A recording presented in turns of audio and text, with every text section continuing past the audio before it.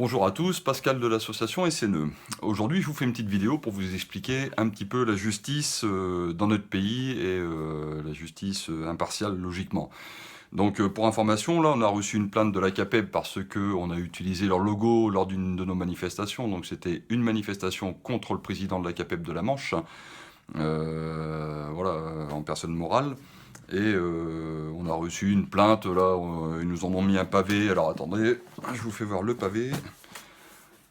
Voilà, ça, c'est le pavé de la plainte de la CAPEB parce qu'on a utilisé leur logo pour une manifestation contre la CAPEB. Alors c'est vrai qu'après, de faire une manifestation contre la CAPEB en utilisant un logo d'Intermarché, ça n'aura pas le même impact, donc, ou de Carrefour. Donc si vous voulez, on a pris le logo de la CAPEB parce qu'on faisait une manifestation contre la CAPEB et contre le président de la CAPEB de la Manche. Donc ça n'a pas mis une semaine, c'est-à-dire qu'ils ont déposé plainte, l'huissier est venu me déposer ça a mis une semaine. Idem, il y a 1 an et demi, on avait publié le numéro de téléphone personnel du téléphone portable de Gérard Quevillon. Alors je rappelle que Gérard Quevillon, c'est le président syndical du syndicat UPA, et c'est le président national du RSI à Paris, plus, parce qu'il cumule les mandats, c'est comme nos hommes politiques, plus président de la caisse RSI Normandie.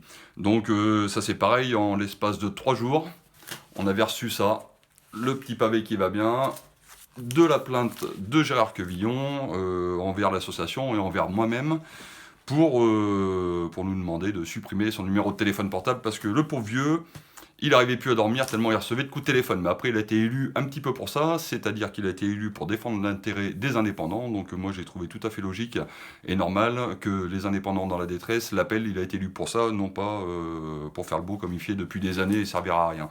Donc voilà, c'était un petit pavé qu'on avait reçu. Vous voyez l'épaisseur quand même, hein, ils mettent les moyens. Hein. Donc tout ça, c'est bien sûr avec l'argent des artisans, des commerçants, que ce soit d'un côté pour la CAPEB, parce que vous savez que les syndicats sont financés à 90% par du financement public. Ça sert à acheter la paix sociale, donc les syndicats n'ont plus d'adhérents aujourd'hui, ou très peu.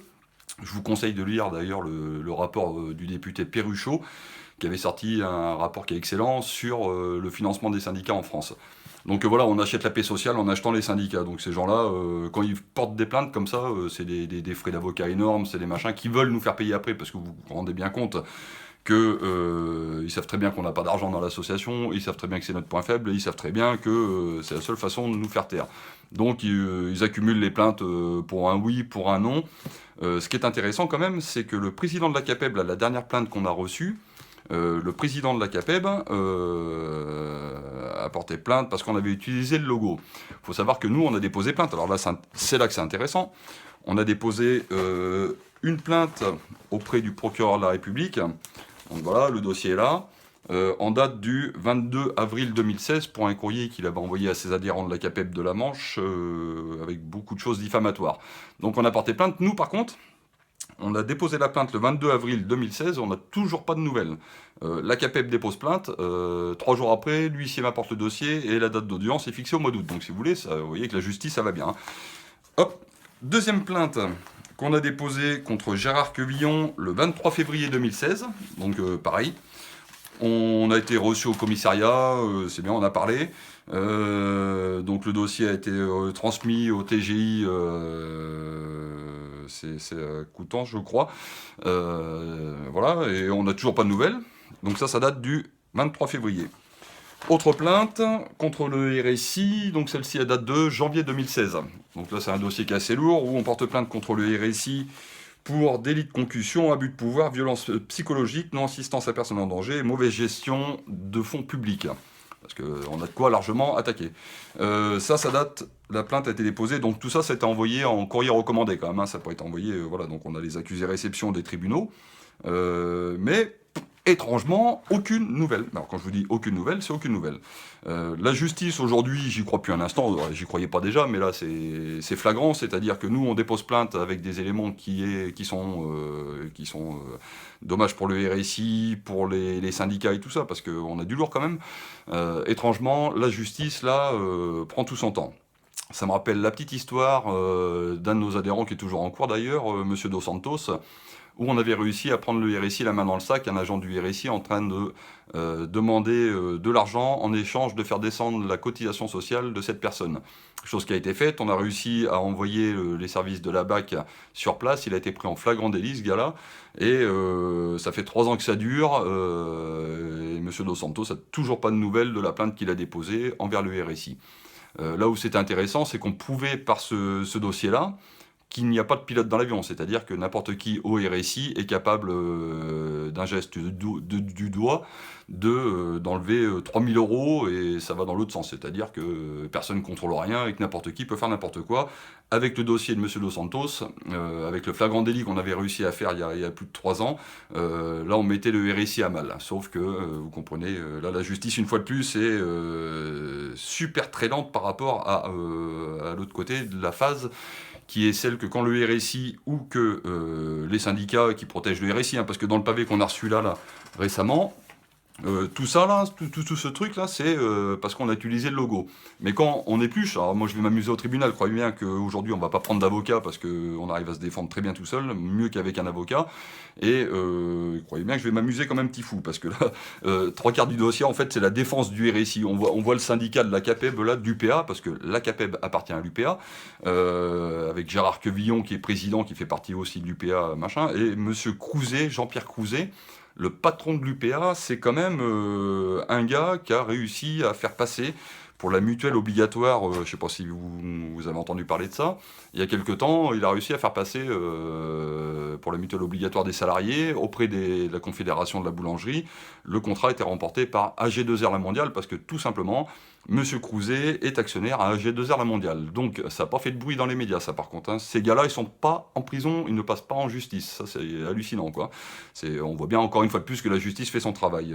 Voilà, donc ces gars-là, même certains sénateurs nous ont dit, oui, tout le monde le sait, qu'il y a eu magouille avec l'UPA, Monsieur Crouzet et AG2R La Mondiale, pour remporter le marché, si vous voulez. Mais ces gens-là ne sont pas en justice. Donc c'est hallucinant, hallucinant, hallucinant. On vit vraiment dans un pays de fous où 3/4 des politiques sont corrompus, tous. Hein, je vous dis, je referai une vidéo prochainement où on va expliquer un peu qui en a vu, ce qui s'est dit et ce qui s'est passé. Vous allez voir qu'aujourd'hui, moi au jour d'aujourd'hui, on va rencontrer Monsieur Dupont-Aignan demain matin. Il n'y a pas un parti politique ou un homme ou une femme politique aujourd'hui qui a fait quelque chose qui pourrait nous faire croire qu'il y a des hommes politiques ou des femmes politiques honnêtes.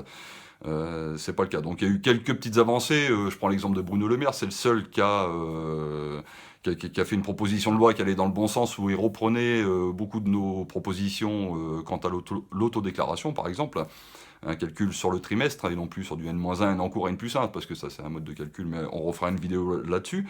Mais voilà, mais on voit bien que dans le fond du problème, aujourd'hui, la politique, la justice, les médias, parce que c'est pareil, les médias, on est très très muselés par la presse, on est sur écoute 24/24, mais faut savoir que la presse appartient à ceux qui se cachent derrière le RSI, donc vous comprenez qu'ils ne vont pas se mettre une balle dans le pied. Moi, on m'envoie souvent des messages, on me dit, que ce soit sur les réseaux sociaux ou par email, on me dit, mais il faut appeler TF1, il faut appeler M6. Alors ceux qui croient encore que les médias sont à l'écoute du peuple, alors là, je peux vous dire que vous rêvez. Aujourd'hui, le combat qu'on mène, on le mène depuis 5 ans avec des personnes motivées dans l'association, et heureusement qu'ils lâchent rien, parce que je peux vous dire qu'on nous a fait la misère, ou on essaye toujours de nous faire la misère, là on essaye de nous faire taire par des procès, dès qu'on dit un mot de travers, que ce soit sur les réseaux sociaux, les machins, parce que dans le petit dossier, là, je vous tiens informé quand même, là-dedans, là, il y a quand même, et dans l'autre aussi, il y a toutes les adresses IP de tous ceux qui disent, en fait, vous êtes fliqués, quoi. Franchement, vous êtes fliqués, on est fliqués, tout ce qui est dit est retenu, enfin bon, bref. Mais après, je reste sur une politique où la liberté d'expression, chacun est responsable de ses dires, et on ne va pas bâillonner ceux qui y parlent. Donc voilà, tout ça pour vous dire aujourd'hui que contre nous, on a le monde de la finance, parce que c'est ça le gros problème au RSI, c'est le monde de la finance qui se cache derrière. Les politiques sont les marionnettes du monde de la finance, tous autant qu'ils sont. Pour l'instant, il n'y en a pas un qui a prouvé le contraire. Les médias appartiennent à la finance. Voilà, donc le RSI, en fait, c'est juste l'arbre qui cache la finance. Il est là pour prendre les coups, donc je pense qu'il y a un moment, il va falloir qu'on tape nos actions. auprès des vrais responsables, c'est-à-dire du monde de la finance qui se cache derrière, et on a les noms, ça tombe très bien. Donc voilà, c'est pour vous faire un petit point. Aujourd'hui, je vous fais cette vidéo pour vous dire que la justice est neutre. On le voit tous les jours, on le voit depuis 5 ans, sans oublier les procès qui ont eu lieu auparavant, c'est-à-dire le procès de Franck Gavou, l'ancien vice-président de l'association SNE, qui avait osé parler à M. Valls, qui s'était fait démonter la tête par terre par la police. Voilà, d'ailleurs, il n'y a pas très longtemps, j'ai rediffusé la vidéo de l'arrestation de Franck lors des universités d'été du Parti Socialiste à La Rochelle. Ce qui est marrant, c'est que j'ai publié la vidéo, un quart d'heure après, j'avais les mecs de la BAC devant chez moi, quoi. Donc les mêmes qui ont arrêté Franck, hein, ils aiment pas qu'on mette leur tête en photo, quoi. Donc voilà, aujourd'hui, le combat qu'on mène, il est long, c'est clair, hein. Il y en a plein qui me disent ça sert à rien, on n'avance pas, on machin. Ben, moi je vous dis qu'on avance. Je vous dis qu'aujourd'hui la peur est en train de changer de côté. On les inquiète très sérieusement, très sérieusement. Et voilà, il faut continuer sans cesse. On peut pas lâcher, c'est pas possible. Si on le fait pas pour nous, franchement, si on le fait pas pour nous, moi aujourd'hui j'ai plus d'entreprise, hein. Les 3/4 de ceux qui sont dans l'association, qui font tourner l'association aujourd'hui, sont des gens qui ont tout perdu. Tout perdu, c'est-à-dire qu'aujourd'hui on se bat, on n'a même plus d'entreprise pour beaucoup d'entre nous. Heureusement il en reste encore un petit peu, hein, mais c'est des personnes qui étaient au début avec nous dans l'association, qui étaient actives comme moi, et au fil du temps qui sont tombés parce que inévitablement on tombe tous les uns après les autres. Alors faut arrêter de croire que c'est le pot de fer contre le pot de terre. Je vous dis franchement, on est 3 800 000 actifs aujourd'hui. Si un jour c'est la solution, le jour où on s'y met tous, on gagne, quoi. Donc nous on y croit. Il y en a que ça fait sourire, tant mieux pour eux. Tout ce qui est sûr, c'est que nous, ça fait plus de 5 ans qu'on se bat. On n'a jamais baissé les bras, on n'a jamais renoncé, et on sait que unis ensemble, on sera fort, et ça sera la solution pour y arriver. Et ça sera en 2017, pour les élections présidentielles, parce que là, il ne faudra pas se louper les enfants. Donc voilà, vous avez eu du courage pour monter des entreprises, vous avez du courage pour les faire tourner, et vous allez avoir du courage, j'en suis convaincu, pour défendre vos intérêts. Et si vous ne le faites pas pour vous, vous le ferez, j'espère, pour l'intérêt de vos gamins, quoi. Parce que moi, je me bats aujourd'hui aussi pour l'avenir des générations qui arrivent. Donc voilà, c'était un petit point de vue sur la justice française aujourd'hui, comment ça fonctionne, comment elle est neutre. Ça c'est dans les rêves, dans les livres d'histoire. Tout comme la presse est libre, ils sont tous Charlie, ça me fait bien rigoler, ils sont tous pourris, ouais, ça c'est clair. Donc voilà, aujourd'hui on a tout ce monde contre nous, et croyez pas que le combat va se gagner même en 5 ans, il va falloir le nombre pour y arriver, et on va y arriver. Sur ce, je vous souhaite une bonne journée, et je referai une petite vidéo prochainement sur les syndicats, parce que je les ai dans le nez, ceux-là, là, tous autant qu'ils sont, et je vais vous expliquer, je vais vous montrer quelques documents intéressants. Donc voilà, je vous souhaite une bonne journée, à plus.